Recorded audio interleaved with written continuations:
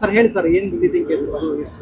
ಈಗ ಇಡೀ ಬಳ್ಳಾರಿಯಲ್ಲಿ ಒಬ್ಬನು ವೆಂಕಟೇಶ್ ಅವನು ಕಾನ್ಮ್ಯಾನ್ ಏನೋ ನಮಸ್ಕಾರ ಎಲ್ಲರ ಹತ್ರ ಬಡ ಜನರ ಹತ್ರ ಒಬ್ಬರ ಹತ್ರ 1 ಲಕ್ಷ 2 ಲಕ್ಷ 3 ಲಕ್ಷ 4 ಲಕ್ಷ ಈ ಥರ ಚೀಟಿಗಳು ಹಾಕ್ಸ್ಕೊಂಡು ಅದು ಹತ್ರ ಏನಮ್ಮ ಒಬ್ರು ಯಾರೋ 20 ಲಕ್ಷನ ಕಟ್ಟಿದ್ದಾರೆ ಅಂದ್ರಲ್ಲ, ಒಬ್ಬರು 20 ಲಕ್ಷ ಕೂಡ ಕಟ್ಟಿದ್ದಾರೆ. ಕೋಟ್ಯಾಂತರ ರೂಪಾಯಿ ಈ ರೀತಿಯಲ್ಲಿ ಬಡ ಜನರ ಹತ್ರ ಒಂದು ಹೊಡೆದು ಊರು ಬಿಟ್ಟೀಗ ಅವನು ಯಾರೋ ವೆಂಕಟೇಶ್ ಅವನ ಹಳ್ಳಿಯ ಮತ್ತೆ ಅವರು ಮತ್ತೆ ಇನ್ನೊಬ್ಬ ಪಾರ್ಟ್ನರ್ ಸಲೀಮ್ ಅನ್ನೋ ಎಲ್ಲರೂ ಮೋಸ ಮಾಡಿ ನನಗೂ ಈ ವಿಚಾರ ಅಷ್ಟು ಗೊತ್ತಿರಲಿಲ್ಲ. ಇನ್ನು ಪಾಪ ಒಂದು ಜನ ಎಲ್ಲ ಹೆಣ್ಮಕ್ಳೆಲ್ಲ ಬಂದು ನಮ್ಮ ಆಫೀಸ್ ಹತ್ರ ಈ ರೀತಿಯಲ್ಲಿ ಇದೆ ಸರ್, ನನಗೆ ತೊಂದರೆ ಆಗಿದೆ. ನಮಗೆ ಭಾಳ ನಮ್ಮ ಕೆಲವಷ್ಟು ಜನ ಮಕ್ಕಳು, ಕೆಲವಷ್ಟು ಜನ ಹೆಣ್ಮಕ್ಳು ಮಕ್ಕಳು ಮದುವೆಗಳಿಗೆ ಮತ್ತು ಮನೆಗೆ ಯಾರನ್ನ ಹಿರಿಯರಿಗೆ ಆಪ್ರೇಷನ್ ಮಾಡಿಸ್ಬೇಕಂತೇಳಿ ಚೀಟಿ ಹಾಕ್ಸಿದ್ದಾರೆ. ಹಲವಾರು ಇಂಥ ಚಿಕ್ಕ ಕಷ್ಟ ಚಿಕ್ಕ ಕೆಲಸ ಮಾಡೋರು, ಏನೋ ದಿನಾಲಿ ಕೂಲಿ ಕೆಲಸಕ್ಕೆ ಹೋಗೋರು, ಇಂಥವ್ರೆಲ್ಲ ದುಡ್ಡನ್ನು ಜೋಡಣೆ ಮಾಡಿ ನಮಗೇನೋ ಅವಶ್ಯಕತೆ ಇದ್ದಾಗ ದುಡ್ಡು ಸಿಗುತ್ತೆ ಅಂತೇಳಿ ಮಾಡಿದ್ದಾರೆ. ಅವ್ನು ಇವ್ರನ್ನೆಲ್ಲ ಬಡವರಿಗೆ ಅಂತ ದುಡ್ಡನ್ನೆಲ್ಲ ಹಾಕ್ಕೊಂಡು ಎಲ್ಲ ಓಡೋಗಿದ್ದಾನೆ. ಅದಕ್ಕೋಸ್ಕರ ಇವತ್ತು ನಾನೇ ಫೋನಲ್ಲಿ ಹೇಳಿದ್ರೆ ಅದು ಸರಿಯಾಗಿರಲ್ಲ, ಬೇರೆ ವಿಚಾರ ಬೇರೆ. ಈ ಜನರಿಗೆ ತೊಂದರೆ ಆಗಿದೆ ಅಂತೇಳಿ ಇವತ್ತು DYSP ಅವ್ರನ್ನ ಸರ್ಕಲ್ ಅವ್ರನ್ನ ಮಾತಾಡಿಸ್ಕೊಂಡು DYSP ಅವ್ರು ಅವಾಗೆ ಅದಕ್ಕೆ ಕಾರ್ಯರೂಪಗಳು ಯಾವ ರೀತಿಯಲ್ಲಿ ಮಾಡಬೇಕು, ಯಾವ ರೀತಿಯಲ್ಲಿ ಹಿಡಿಬೇಕು ಅಂತೇಳಿ ಒಂದು ಫ್ರೇಮ್ ವರ್ಕನ್ನು ಮಾಡ್ಕೊಂತಿದ್ದಾರೆ. ಅದನ್ನು ನಾವೆಲ್ಲ ಹೇಳೋಕ್ಕಾಗಲ್ಲ, ಯಾಕಂದರೆ ಮೀಡಿಯಾ ಮೂಲಕ ಅವರು ತನಿಖೆ ನಡೀತಿದೆ. ಅದ್ರ ಜೊತೆಗೆ ನಾನು ನಮ್ಮ ಬಳ್ಳಾರಿ ಜನತೆಗೆ ಏನು ಹೇಳೋಕ್ಕಾಗಲ್ಲ, ಇಷ್ಟಕ್ಕೆ ಮುಂಚೆ ಒಂದು ಕುಂಬಾರವಾಣಿಯಲ್ಲೂ ಕೂಡ ಇದೇ ರೀತಿಯಲ್ಲಿ ಆಯಿತು.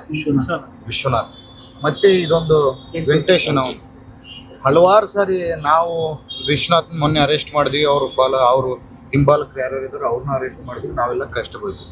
ಮತ್ತು ಈಗ ವೆಂಕಟೇಶನ್ ಅವನು ನಾವು ಹಲವಾರು ಸಾರಿ ನಾವು ಡಿಪಾರ್ಟ್ಮೆಂಟ್ ಅವರು ನಾವೆಲ್ಲ ಕಷ್ಟ ಬಿದ್ದು ಇಷ್ಟೆಲ್ಲ ಅವ್ರ ಹಿಂದೆ ಬಿದ್ದು ಅವ್ರನ್ನೆಲ್ಲ ಅರೆಸ್ಟ್ ಮಾಡಿಸೋದು, ಅವ್ರನ್ನ ಜೈಲ್ಗಳಿಗೆ ಕಳಿಸೋದು, ಮತ್ತೆ ಜನರು ಇಂಥ ಹೊಸವ್ರನ್ನ ಹುಡ್ಕೊಂಡು ಮತ್ತೆ ಮೋಸ ಹೋಗೋದಂದ್ರೆ ನಿಮ್ಮ ಮಾಧ್ಯಮದ ಮೂಲಕ ನಮ್ಮ ಬಳ್ಳಾರಿ ಜನತೆಗೆ ನಾನು ಹೇಳೋದು ಅದೇ ನಿಮ್ಮ ಮಾಧ್ಯಮದ ಮೂಲಕ ನಾನು ಬಳ್ಳಾರಿ ಜನತೆಗೆ ಹೇಳೋದೇನಂದ್ರೆ, ಹಿಂಗೆ ಯಾರಾದರೂ ನೀನು ಇಷ್ಟು ದುಡ್ಡು ಕಟ್ಟಿದ್ರೆ ಅಷ್ಟು ದುಡ್ಡು ಬರುತ್ತೆ, ಡಬಲ್ ಆಗುತ್ತೆ, ಇವೆಲ್ಲ ಸುಳ್ಳು. ನೀವೇನು ದುಡಿಮೆ ಮಾಡ್ಕೊಂಡ್ರೆ ನಿಮ್ಮ ಮನೇಲಿ 100 ರೂಪಾಯಿ ಇದ್ರೆ ಅದು ನಿಮಗೆ ಸೇರಿದಂತಿರೋದು ಹೊರತು ಇಂಥವ್ರು ಮೋಸಗಾರ ನೀವು ನಂಬಿ ಯಾರೂ ದಯಮಾಡಿ ದುಡ್ಡು ಹಾಕಕ್ಕೆ ಹೋಗ್ಬೇಡಿ, ಇವೆಲ್ಲ ಮೋಸನೇ. ವಿಶ್ವನಾಥ್ ಏನು ಮಾಡಿದ್ದ ನಿಮ್ಗೆ ಗೊತ್ತಿದೆ. ಇವಾಗ ಇವನು ಚೀಟಿ ದುಡ್ಡೆಲ್ಲ ಕಟ್ಸ್ಕೊಡು, ನೀವು ಇಷ್ಟು ಚೀಟಿ ಅಂದರೆ ಚೀಟಿ ಸಿಸ್ಟಮ್ ಯಾವ ರೀತಿಯಲ್ಲಿ ನಡೆಯುತ್ತೆ ನಿಮ್ಗೆ ಗೊತ್ತಿರುತ್ತೆ. ಕಟ್ಸ್ಕೊಂಡು ಯಾವಾಗ ಇವ್ರು ಚೀಟಿ ಎತ್ತಬೇಕು ಅನ್ಕೊಂತಾರೋ ಅವಾಗ ಅವ್ನು ಊರು ಬಿಟ್ಟು ಹೋಗಿದ್ದಾರೆ. ಈಗ ಅವರೆಲ್ಲ ಒಬ್ಬಾಕಿ 3,90,000 ಕಟ್ಟಿದ್ದಾಳೆ, ಚೀಟಿ ಬರೋ ತಿಂಗಳು ಎತ್ತಬೇಕು, ಈಗ ಅವನಿಲ್ಲ. ಅಂದಾಜು ಎಷ್ಟು ಜನರು ಈ ಥರ ವಂಚನೆ ಎಷ್ಟು ಮಂದಿ ಇರ್ಬೋದಮ್ಮ?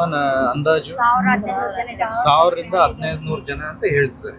ಆದರೆ ನಮಗೆ ಪಟ್ಟಿ ಸಿಕ್ಕಿರೋದಂಥದ್ದು 100ರಿಂದ 150 ಜನ ಸಿಕ್ಕಿದೆ. ಇನ್ನ ಕೆಲವಷ್ಟು ಜನ ಮರ್ಯಾದೆಗೆ ಮತ್ತೆ ಅವರು ಒಬ್ಬೊಬ್ಬರು 30 ಲಕ್ಷ 40 ಲಕ್ಷ ರೂಪಾಯಿ ಕಟ್ಟಿದ್ದಾರೆ. ನಾವು ಸೋರ್ಸ್ ಆಫ್ ಇನ್ಕಮ್ ಕೇಳ್ತೀವಿ, ಯಾಕಂದ್ರೆ ನಾಳೆ ಹೋಟೆಲ್ ಹೋದಾಗ ಕೂಡ ನಿನ್ಗೆ ಇಷ್ಟು ದುಡ್ಡು ಎಲ್ಲಿ ಬಂತು ಅಂತೇಳಿ ಕೇಳ್ತಾರೆ ಅವರು. ನಾವು ಸೋರ್ಸು ಕೇಳ್ತಿದ್ವಿ, ಅವರು ಹಿಂಜರಿತಿದ್ದಾರೆ. ಯಾರ್ಯಾರು ನಮಗೆ ಪಟ್ಟಿಗಳು ಕೊಟ್ಟು ನಾವು ಇಷ್ಟು ದುಡ್ಡು ಕಟ್ಟಿದೀವಿ ಅಂತ ಬರ್ತಾರೋ ಅಂಥವ್ರಿಗೆ ನಾವು ಅವ್ರನ್ನ ತಕ್ಷಣವಾಗಿ ಆದಷ್ಟು ಈಗ ಎಲ್ಲ ಯಾವ ರೀತಿಯಲ್ಲಿ ಮಾಡ್ಬೇಕಂತೇಳಿ DYSP ಒಂದು ರೂಪುರೇಷೆ ಮಾಡ್ಕೊಂಡಿದ್ದಾರೆ. ಮಾಡಿ ನಾನು ಅವ್ರ ಫಾಲೋ ಅಪ್ ಮಾಡ್ತೀನಿ.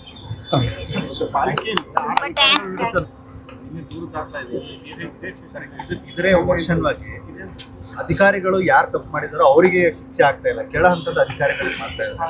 ಮುಖ್ಯ ಮಾಡಿರುವಂತ ಅಧಿಕಾರಿಗಳಿಗೆ ಯಾಕೆ ಈ ರೀತಿ ಮಾಡ್ತಾ ಇದ್ದಾರೆ? ಅವ್ರನ್ನ ಉಳಿಸ್ಕೊಳ್ಬೇಕಾ, ಅವ್ರನ್ನ ತಪ್ಪಿಸ್ಬೇಕಾ? ಪ್ರಶಾಂತ್ ಆಸ್ತಿ ಅನ್ನೋದು ಅದು ರೂರಲ್ ಕ್ಷೇತ್ರ ಸೇರಿದೆ. ಆದರೂ ಕೂಡ ಕಾರ್ಪೊರೇಷನ್ ನಮ್ಮದೇ ಇದೆ, ನನಗೆ ಮಾಹಿತಿ ಇದೆ. ಅದೇನು ಕಬ್ರಸ್ತಾನ ಅದು ಜಾಗ ಯಾವ್ದಂತೇಳಿ ನನಗೆ ಎಕ್ಸಾಕ್ಟ್ ಎಲ್ಲಿದೆ ಲೊಕೇಶನ್ ಗೊತ್ತಿಲ್ಲ. ಕಬ್ರಸ್ತಾನ ಎಲ್ಲಿದೆ ಅಂತ ಗೊತ್ತು, ಈ ಮಾಡಿರೋಂಥ ಜಾಗ ಎಲ್ಲಿದೆ ಅಂತ ಗೊತ್ತಿಲ್ಲ. ನಾನು ಮೊನ್ನೆ ತಿಳ್ಕೊಂಡಾಗ ಒಬ್ಬರಲಾಗಿ ಇನ್ನೊಬ್ರು ತಗೊಂಡಿದ್ದಾರೆ, ಈ ರೀತಿಯಲ್ಲಿ ಮಾಡಿದ್ದಾರೆ ಅಂತೇಳಿ ಮಾಹಿತಿ ಬಂತು. ನಾನು ತಕ್ಷಣವಾಗಿ ಕಮಿಷನರ್ ಅವ್ರಿಗೆ ಇದ್ರ ಮೇಲೆ ಕ್ರಿಮಿನಲ್ ಕೇಸ್ ಹಾಕ್ಬೇಕು ಅಂತ ಹೇಳಿದೆ. ಮತ್ತೆ ಬೇರೆಯವ್ರನ್ನ ಇಟ್ಕೊಂಡು ನನ್ನ ಹತ್ರನೇ ಬಂದಿದ್ರು ತಪ್ಪು ಮಾಡಿದವರು. ಏನಂತ, ಸರ್ ನಾನು ತಪ್ಪು ಮಾಡಿಲ್ಲ, ನನ್ನ ಲಾಗಿನ್ ತಗೊಂಡು ಇನ್ನೊಬ್ಬ ಮಾಡಿದ್ದಾನೆ. ಅವ್ನು ಬಂದು ಏನಂದ, ಸರ್ ನನಗೆ ಸಂಬಂಧ ಏನಿಲ್ಲ, ಅವ್ನ ಲಾಗಿನಲ್ಲಿ ಅವನೇ ಮಾಡ್ಕೊಂಡಿದ್ದಾನೆ ಅಂತ ಹೇಳಿ. ನಾನು ಕಮಿಷನರ್ ಅವರಿಗೆ ಸ್ಟ್ರಿಕ್ಟಾಗಿ, ನನಗೆ ಭಾಳ ಆತ್ಮೀಯರು ಹತ್ತಿರದಿಂದ ಇದ್ದವ್ರು ಕೂಡ ಕರ್ಕೊಂಡ್ಬಂದಿದ್ರು. ನಾನು ಅವ್ರಿಗೆ ಹೇಳಿದೆ, ನೋಡಪ್ಪ ಇಂಥ ಭೂಮಿ ವಿಚಾರಗಳು ಗೌರ್ಮೆಂಟ್ ಆಸ್ತಿ ಹಾಕ್ಬಿಡೋರು, ಇಂಥವ್ರು ನೀವು ನನ್ನ ಹತ್ರ ಬರ್ದಿಲ್ಲ ಅಂದ್ರೂ ಪರವಾಗಿಲ್ಲ, ನಾನು ಅರೆಸ್ಟ್ ಮಾಡಿಸ್ತೀನಿ ಅಂತೇಳಿ ಕೇಸ್ ಮಾಡಿಸಿದ್ದೀನಿ. ಅದೊಂದೇ ಅಲ್ಲ, ಇನ್ನು ಕೆಲವಷ್ಟು ಬರುವಂಥ ದಿನಮಾನದಲ್ಲಿ ಭಾಳಷ್ಟು ಇಂಥ ಕೆಲಸಗಳು ಸರ್ಕಾರ ಜಮೀನನ್ನ ಫಾರ್ಮ್ ಟು ಬಿ ಖಾತೆ ಫಾರ್ಮ್ ಟು ಬಿ ಖಾತೆ ಫಾರ್ಮ್ ಟು ಮಾಡಿ ಯಾವ ರೀತಿಯಲ್ಲಿ ನಡೆದಿದೆ ಒಂದು 4-5 ವರ್ಷದಿಂದ ಯಾವ ರೀತಿಯಲ್ಲಿ ನಡ್ಕೊಂಡ್ ಬಂದಿದೆ. ಏನಾಗ್ಬಿಟ್ಟಿದೆ ಅಂತಂದ್ರೆ ಈ ಕೆಲ ಹಂತದ ಕೆಲವಷ್ಟು ಆಫೀಸರ್ಗಳು ಅವರು ಬಿಲ್ ಕಲೆಕ್ಷನ್ ಹೋದಾಗ ಬಿಲ್ ಕಲೆಕ್ಟರ್ಸ್ ಮತ್ತೆ ಇಂಥವ್ರೆಲ್ಲ ಏನ್ ಮಾಡ್ತಿದ್ದಾರೆ ಅಂದ್ರೆ ಈ ಯಾವ ಮಟ್ಟಕ್ಕೆ ಹೋಗ್ತಿದಾರೆ ಅಂದ್ರೆ ಬಿಲ್ ಕಲೆಕ್ಷನ್ ಹೋದಾಗ ಅವ್ರದ್ದೊಂದು 4 ಲಕ್ಷ ರೂಪಾಯಿ ತೆರಿಗೆ ಪಾವತಿ ಕಟ್ಬೇಕಂತಿದ್ದಾಗ ಅದನ್ನ ಒಂದು 20,000 30,000 ಮಾಡಿ ಅದನ್ನ ಅಡ್ಜಸ್ಟ್ ಮಾಡೋದು.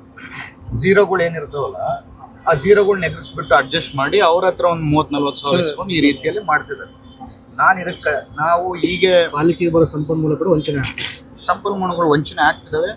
ನಾನು ಇದರಲ್ಲಿ ಆದಷ್ಟು ನಾನು ಯಾಕಂದ್ರೆ ಮಾಹಿತಿ ಎಲ್ಲ ತಗೊಂಡು ಒಂದೇ ಸಾರಿ ಎಲ್ಲರನ್ನ ನಾವೊಂದು ಮಟ್ಟ ಹಾಕ್ಬೇಕಂತೇಳಿ ಇದ್ದೀನಿ. ನಾನು ಇದ್ರ ಬಗ್ಗೆ ಕೂಡ ಬೇರೆ ಬೇರೆ ಲೋಕಾಯುಕ್ತರು ಕೂಡ ಇನ್ನೊಬ್ರಿಗೂ ನಾನು ಮಾತಾಡಿದ್ದೀನಿ. ಈಗ ಆಫೀಸರ್ಗಳು ಅನ್ಕೊಂಡಿರ್ಬೋದು ಏನಂತ, ಆಫೀಸರ್ಗಳಾಗಿರ್ಬೋದು ಅದರಲ್ಲಿ ಶಾಮೀಲಾದಂಥ ಯಾರೇ ಆಗಿರ್ಬೋದು, ಎಷ್ಟೇ ಪ್ರಭಾವಿಗಳಾಗಿರ್ಬೋದು ಅವ್ರು ಅನ್ಕೊಂಡಿರ್ಬೋದು ಇನ್ನೊಬ್ರು ಜೈಲಿಗೆ ಹೋಗ್ತಾರೆ, ಅವ್ರು ತಿಂಗಳಲ್ಲಿ ಬೇಲ್ ಸಿಗುತ್ತೆ, ಮತ್ತೆ ಬರ್ತೀವಿ, ಮತ್ತೆ ನಮಗೆ ಜಾಬ್ ಕೊಡ್ತಾರೆ, ಆ ಜಾಬಲ್ಲಿ ಕೆಲಸ ಮಾಡ್ಕೋಬೋದಂತೆ.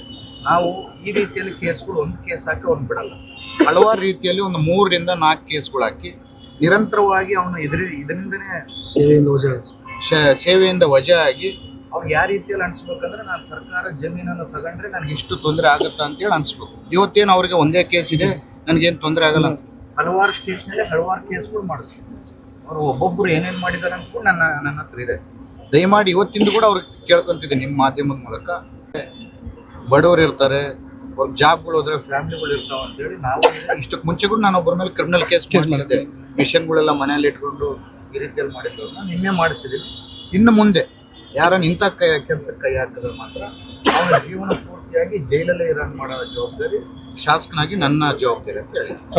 ನಿಮ್ಮೂರಿನಿಂದ ವಿಶ್ವ ಮಟ್ಟದವರೆಗೆ ರಾಜಕೀಯ, ಸಿನಿಮಾ, ಸ್ಪೋರ್ಟ್ಸ್ ಯಾವ ಸುದ್ದಿಯೂ ಮಿಸ್ ಆಗಲ್ಲ. ಬರೀ ಸುದ್ದಿಯಷ್ಟೇ ಅಲ್ಲ, ಜೊತೆಯಲ್ಲೇ ಇರುತ್ತೆ ವಿಶ್ಲೇಷಣೆ.